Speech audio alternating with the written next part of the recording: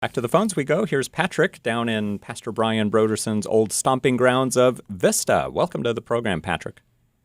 Hi, how you guys doing? Doing well. Doing great. Okay, great.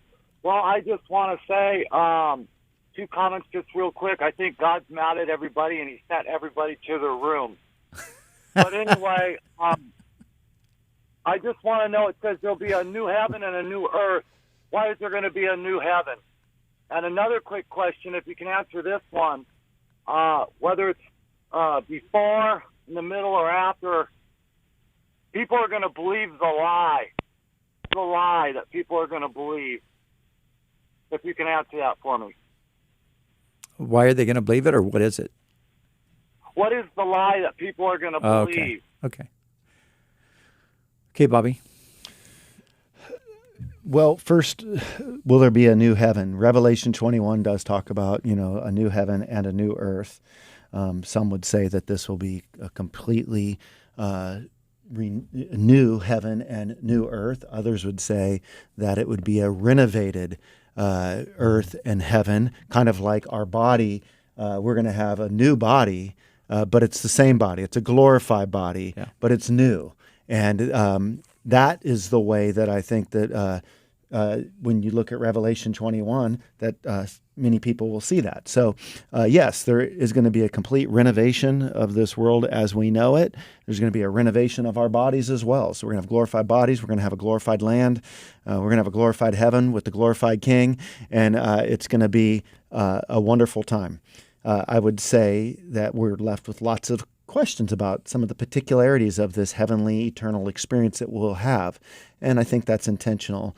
We are to live with anticipation and excitement, and we're thankful that we have enough to help us holding on to know that, hey, this is going to be a place where our emotions are going to be glorified, no more sadness and weeping. That's one thing I really look forward to, like glorified emotions, glorified relationships with people, where people, no longer serve as a nemesis or a thorn in the flesh. That'll be wonderful. So there's lots to look forward to, and that's the kind of stuff we get. Like we're going to be morally perfect. We're going to be in perfect relationships. Our emotions are going to be perfect. It's going to be a perfect place with the perfect King. But will there'll be surfing. Well, then there's not going to be a need for the sea. But we already know that surfers don't need the sea because we're now making water parks. That's right. That are better than any natural wave break you're going to find. And so we're okay now. Exactly. We don't even stress out anymore when we read that verse about no more sea. Exactly. I've seen the water wave pool that Kelly Slater just had built. I'm like, that thing looks amazing. Yeah, it's a perfect wave every single time. I mean, you're never going to find that anymore. Yeah. So, Brian, did you want to take the other question? So the lie, well, unfortunately, it's not defined. It's stated in Scripture, those who, did not receive the love of the truth, they believed the lie. And what is that? I can speculate on what I think it is. I think it is the lie that's kind of always been here from the beginning. It's the lie that Adam and Eve bought into, and that is that you can be God. You don't need God. You can be God.